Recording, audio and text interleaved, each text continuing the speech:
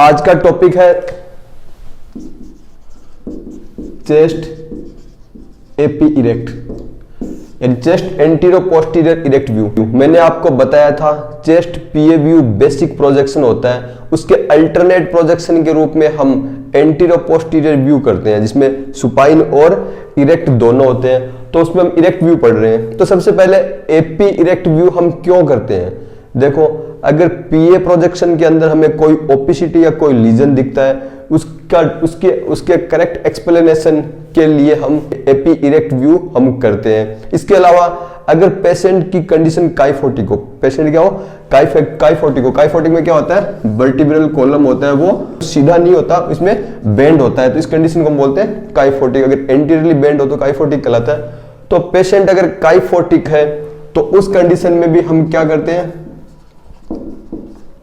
इस कंडीशन को बोलते हैं काइफोसिस, वर्टिब्रल कॉलम का आगे की ओर बेंड होना। तो काइफोसिस की कंडीशन में भी हम क्या करते हैं, हम एपी इरेक्ट पोजीशन करते हैं, जिसमें क्या होता है जो वर्टिब्रल कॉलम की जो कॉन्केविटी है उस कॉन्केविटी पर हम एक्सरेज बीम डालते हैं जिससे कॉन्केविटी कम हो जाती है। तो सबसे पहले है पोजीशन ऑफ पेशेंट।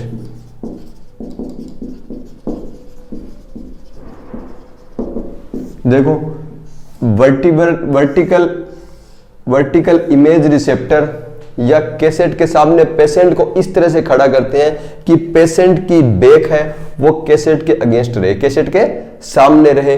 और इस तरह से पेशेंट को अपन एडजस्ट करते हैं कि पेशेंट की जो स्किन, जो शोल्डर के ऊपर स्किन मार्जिन है, इससे ऊपर 2 से 3 सेंटीमीटर ऊपर कैसेट रहे, ताकि लंग एपेक्स वगैरह वो अपनी इमेज के अंदर इंक्लूड हो सके। और इस कंडीशन में हम पेशेंट को इस तरह से खड़ा करते हैं कि पेशेंट का जो मीडियन सेजाइटल प्लेन होता है वो मीडियन सेजाइटल प्लेन कैसेट के मिड लाइन के कोइंसिडेंट हो, कैसेट के मिड लाइन के ऊपर स्थित हो। और ये मीडियन सेजाइटल प्लेन ये कैसेट के क्या हो, परपेंडिकुलर हो, कैसेट से 90 डिग्री पर होना चाहिए। इसके अलावा स्केपुली लंग फील्ड पर ओवरलैप ना हो, इसलिए पेशेंट को हम बोलते हैं कि अपने शोल्डर को आगे की ओर रोटेट करे और डाउनवर्ड प्रेस करे। इस पोजीशन को अचीव करने के लिए पेशेंट को कहा जाता है कि अपने हैंड के पोस्टीरियर एस्पेक्ट को अपने हिप्स पर रखें और फिर शोल्डर आगे की ओर रोटेट करे और डाउनवर्ड प्रेस करे, जिससे स्केपुली लेटरल साइड में प्रोजेक्ट हो जाती है। लेकिन कई बार पेशेंट की कंडीशन ऐसी होती है कि वो ये पोजीशन अटेन नहीं कर पाता है। इसके बाद है centering of X-ray beam, direction and centering of X-ray beam. X-ray beam की डायरेक्शन किधर होगी और सेंटरिंग क्या होगी? तो हॉरिजॉन्टल एक्सरे बीम इसमें काम में ली जाती है और हॉरिजॉन्टल एक्सरे बीम को इस तरह से कोडल एंगल दिया जाता है कि एक्सरे बीम जो स्टर्नम से 90 डिग्री पर हो जाए। और एक्सरे बीम की सेंटरिंग स्टर्नल नोच और जिफ स्टर्नम के जस्ट बीच में रखी जाती है। कहां रखी जाती है? स्टर्नल नोच और जिफ स्टर्नम, ये स्टर्नल नोच हो गई और ये जिफ स्टर्नम हो गया। इसके जस्ट बीच में यहां पर एक्सरे बीम की सेंटरिंग रखी जाती है। एक्सरे बीम को क्या करते हैं, इतना कोडल एंगल देते हैं कि वो स्टर्नम के जस्ट परपेंडिकुलर हो जाए। अगर पेशेंट काइफोटिक नहीं है तो ये एंगल लगभग 5 से 10 डिग्री का होता है, जो अलग अलग पेशेंट एनाटॉमी के अनुसार अलग अलग होता है। इसके अलावा FRD या FFD, film to focus distance, या अगर फिल्म नहीं ले रहे, काम में ले रहे हैं, DDR सिस्टम है या CR सिस्टम के सिस्टम काम में ले रहे हैं, तो FRD film two receptor distance, इसे 120 सेंटीमीटर से अधिक लिया जाता है। कितना लिया जाता है? 120 सेंटीमीटर से अधिक, लगभग 120 से 200 सेंटीमीटर की रेंज होती है और कॉमनली 180 सेंटीमीटर ली जाती है। तो ये इतनी डिस्टेंस क्यों ली जाती है? ये इसलिए ली जाती है ताकि हार्ट का मैग्निफिकेशन कम से कम हो, हार्ट का मैग्निफिकेशन कम से कम हो। कैसे? ये हार्ट है और ये पेशेंट है, तो अगर एक्सरे बीम एक पिन पॉइंट से आती है तो एक्सरे बीम पिन डाइवर्जिंग होती है, फैलती जाती है। इसके बीच में कोई ऑब्जेक्ट आएगा तो ये क्या करेगी, उस ऑब्जेक्ट का मैग्निफिकेशन करेगी। ये क्या करेगी, उस इमेज पर उसके इमेज की, उसकी ट्रू साइज से इमेज को उसकी बड़ी दिखाएगी। तो हार्ट के मैग्निफिकेशन को कम करने के लिए क्या करते हैं, हम जो रिसेप्टर और फोकस की डिस्टेंस है इसको इंक्रीज कर देते हैं। इसको क्या कर देते हैं? इंक्रीज कर देते हैं। इससे क्या होता है? इससे इतनी डिस्टेंस के ऊपर एक्सरे बीम लगभग परपेंडिकुलर, जो लगभग पैरेलल हो जाती है। एक्सरे बीम क्या हो जाती है? लगभग पैरेलल हो जाती है और हार्ट का मैग्निफिकेशन कम होता है, जितना होता है उससे कम दिखता है, हार्ट का मैग्निफिकेशन कम होता है।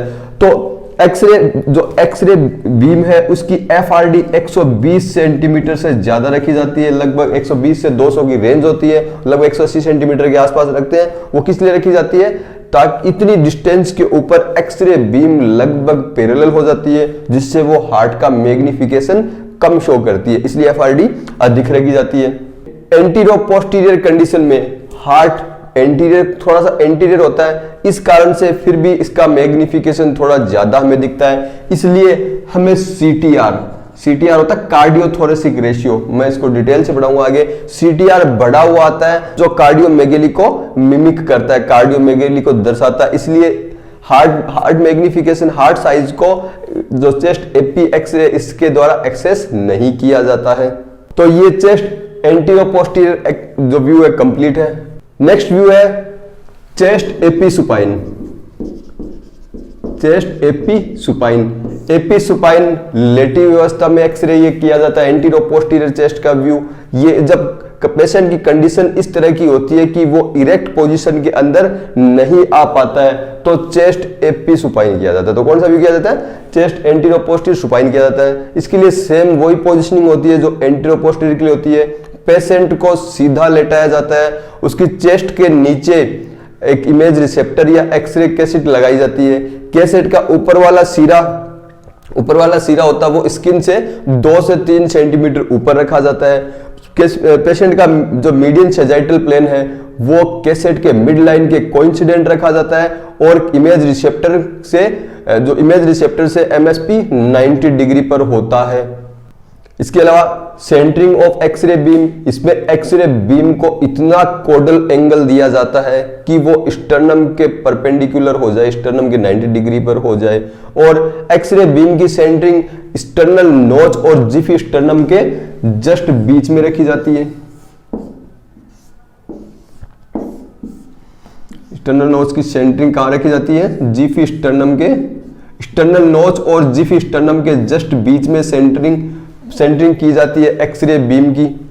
इसके अलावा इस एक्सरे में जो इरेक्ट एक्सरे में ग्रेविटी इफेक्ट था, मैंने आपको PA प्रोजेक्शन में बताया था कि इरेक्ट पोजीशन में एब्डोमिनल ऑर्गन होते हैं, वो ग्रेविटी इफेक्ट के कारण डाउनवर्ड शिफ्ट हो जाते हैं, जिससे हार्ट के फील्ड का मैक्सिमम विजुअलाइजेशन पाया जाता है। तो इसमें जो ग्रेविटी इफेक्ट है वो ग्रेविटी इफेक्ट अब्सेंट होता है, क्योंकि पेशेंट लेटा हुआ होता है, उस कारण से जो एब्डोमिनल ऑर्गन है उन पर ग्रेविटी इफेक्ट नहीं होता। इस कारण से इसमें हार्ट का मैक्सिमम जो विजुअलाइजेशन होता है, मैक्सिमम डेमोन्स्ट्रेशन होता है, वो नहीं पाया जाता है। इसके अलावा अगर पेशेंट के प्लूरल इफ्यूजन है तो लेटी हुई अवस्था होने के कारण वो प्लूरल इफ्यूजन पोस्टीरियर चेस्ट वाल के पास आकर इकट्ठा हो जाएगा, जो एक इल डिफाइंड अटेन्यूएशन को दर्शाएगा, जिसके कारण अगर इरेक्ट अवस्था में प्लूरल इफ्यूजन हो उसके कारण जो सीपी एंगल में जो शार्पनेस होती है, सीपी एंगल, वो जो प्लूरल इफ्यूजन के कारण जो सीपी एंगल ब्लंट हो जाते हैं, वो ब्लंटनेस नहीं पाई जाती है। क्यों नहीं पाई जाती? क्योंकि जो फ्लूइड होगा वो पोस्टीरियर चेस्ट वाल की तरफ इकट्ठा हो जाएगा, इसलिए इसमें जो सीपी एंगल की जो ब्लंटनेस है वो अब्सेंट होती है। इसके अलावा अगर एंटीरियर पोस्टीरियर सुपाइन एक्सरे में अगर पेशेंट की कोई न्यूमोथोरेक्स है तो वो न्यूमोथोरेक्स भी नहीं दिखाई देता है, जब तक कि न्यूमोथोरेक्स बड़ा ना हो। अगर छोटा न्यूमोथोरेक्स हो तो वो डिटेक्ट नहीं हो पाता है। तो ये chest anterior posterior supine view भी कंप्लीट है। इसके अलावा एक व्यू और आता है chest anterior posterior lateral view. ये कैसे किया जाता है? ये इरेक्ट पोजीशन में लगभग किया जाता है। इसके अंदर क्या होता है? पेशेंट को एंटीरियर पोस्टीरियर पोजीशन से 90 डिग्री पर इस तरह से रोटेट कर दिया जाता है। इसके अलावा पेशेंट के हैंड है उनको जो सिर के ऊपर इस तरह से बांध दिया जाता है, जिससे जो शोल्डर है वो लंग्स फील्ड से सेपरेट हो जाए। इसके अलावा जो एक्सरे बीम की सेंटरिंग है, एक्सरे बीम को मिड एक्सिलरी लाइन पर रखा जाता है तथा कैसेट के अपर बॉर्डर को शोल्डर से 1 से 2 सेंटीमीटर ऊपर रखा जाता है। एक्सरे बीम के सेंटरिंग को जो मिड एक्सिलरी लाइन पर कैसेट के सेंटर पर रखा जाता है, तथा जो मिड एक्सिलरी लाइन होती है उस मिड एक्सिलरी लाइन को कैसेट के जस्ट सेंटर में कैसेट के मिड लाइन के कोइंसिडेंट रखा जाता है। तो ये चेस्ट लेटरल व्यू होता है।